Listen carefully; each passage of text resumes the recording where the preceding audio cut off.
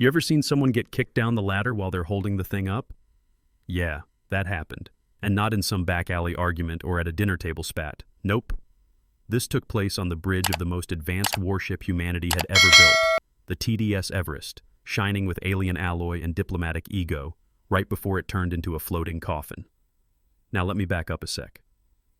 The day started with pressure thick in the air. Not the kind from space or engine heat. This was the weight of 800 lives about to ride into battle. Captain Anders, sharp as a blade, crisp uniform, decorated chest. He was the face of Terran Command. A man who'd won wars, led fleets, and trusted only numbers and status. He stood front and center, eyes fixed on the holographic map showing the approaching swarm. 47 Virex warships, slithering through space like dark serpents pulsing with purple light. And at the edge of that deck, no medals, no applause, was Marla Jennings. Yeah, her. The maintenance tech they called Grease Maid behind her back. The one folks ignored unless a pipe burst or a panel sparked.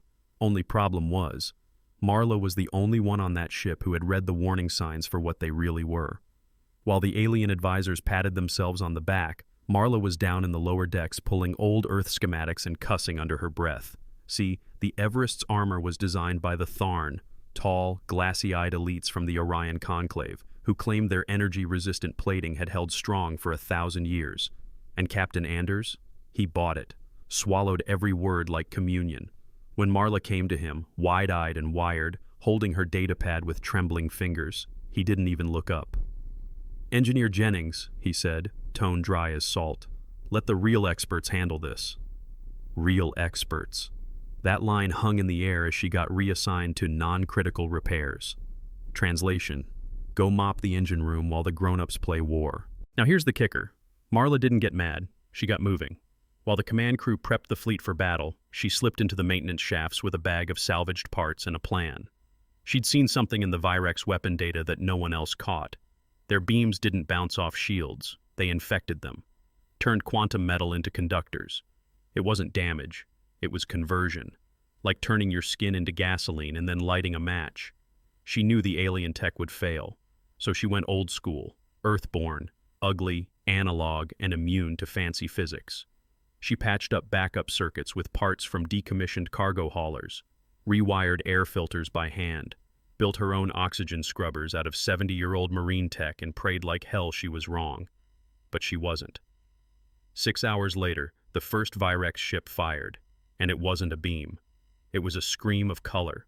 Purple light that cracked the dark, slithered across the Everest's hull, and sank right in. No explosion. No resistance. Just a soft hiss, and then chaos. Lights died, screens flickered, and one by one the fleet began to choke on its own brilliance. "Shields are collapsing," someone shouted. "No, they're converting," another corrected, but it was too late. One of the cruisers, the TDS Monarch, spiraled out of formation, its hull blooming with glowing veins of light as its own reactor turned against itself. Within minutes, 4 ships went dark, dead in the water. On the bridge, Captain Anders went pale. The Tharn engineer tried to explain, tried to deny what was happening, but his breathing rig sputtered, and he collapsed before he could finish his sentence. Their perfect tech was eating them alive, and that's when the doors hissed open. Marla Jennings, covered in soot, face streaked with grease, sleeves rolled up, tool belt clinking, walked onto the bridge like it was just another Tuesday. "Your fancy tech just backfired," she said, loud and clear. "And if you want to breathe in the next 10 minutes, you'd better let me patch in the system you told me to bury." Silence. Then panic. Oxygen was dropping. The alien filters were leaking God knows what into the air. Crew members started coughing, eyes red, hands shaking. Captain Anders staggered, tried to order something, then clutched his chest and fell. Heart attack. No drama. No last words. Just the cold price of arrogance. Marla didn't hesitate. While others froze, she dropped beside him, pulled a medical scanner from her belt, and started working, hand-pumping his chest while rerouting airflow with her other arm. "You're not dying on my watch," she growled. "Not yet." She rigged a power bypass to jump-start the heart stabilizer. When it failed, she wired it to a food dispenser motor. When that fizzled, she stripped a coil from her own toolkit. She used everything. And that's when it hit the crew. This wasn't some grease maid. This was the reason they were still breathing. As the air cleared and Anders began to stir, Marla didn't wait for applause. She turned to Lieutenant Shin, the only officer who'd ever treated her like she mattered, and said, "Help me get the manual fire controls online." "Manual?" He blinked. "Yeah," she smirked. "Old school. The kind that doesn't glow or hum or crash when you sneeze on it." They rewired the bridge with levers, knobs, and a patched-up steel targeting system that looked more like a submarine control panel than a spaceship.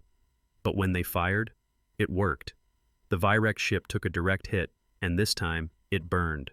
Smoke, sparks, the whole damn thing peeled apart like wet bark. Marla grinned.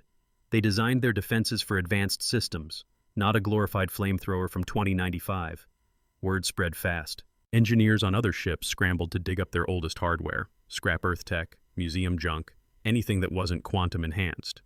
Within an hour, half the fleet had turned into a Frankenstein army of mechanical grit and duct tape, and it worked. By the time the Virex realized their mistake, it was too late. 41 enemy ships disabled or destroyed. The rest scattered into hyperspace like rats from a burning barn. When it was all over, when the fires were out and the system stabilized, Captain Anders sat quietly in the med bay, oxygen mask over his face, eyes red. Marla stood near the door, arms crossed, expression unreadable. He looked at her, voice cracked, and said, "I owe you an apology." She didn't say a word, not yet.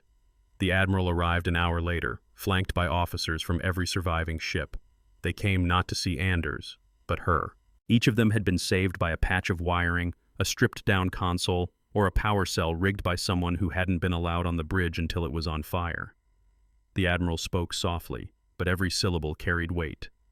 "Engineer Marla Jennings, for your actions under fire, your innovation, and your refusal to give up on humanity, you are hereby promoted to Fleet Chief Engineer, effective immediately." There was a pause. Marla looked around at the wreckage, at the humbled officers, the still-breathing crew, the blinking old Earth tech now humming like a lifeline, and said, "Let's just make sure next time we don't need a disaster to remember who we are." 3 months later. She stood on the bridge of the TDS Grit, a new hybrid ship, built with both alien elegance and human stubbornness. The galaxy had taken notice. Civilizations once too proud to look twice were now sending delegates, asking for her schematics, her systems, her way. As the Grit jumped to hyperspace, her crew behind her and new allies waiting ahead, Marla looked at the stars and smiled. Sometimes, it's not about who built the ship. It's about who keeps it running when everything else fails. Now let me ask you something. If your life was on the line, would you trust the prettiest tech or the one built by hands that never gave up? Yeah, I thought so. I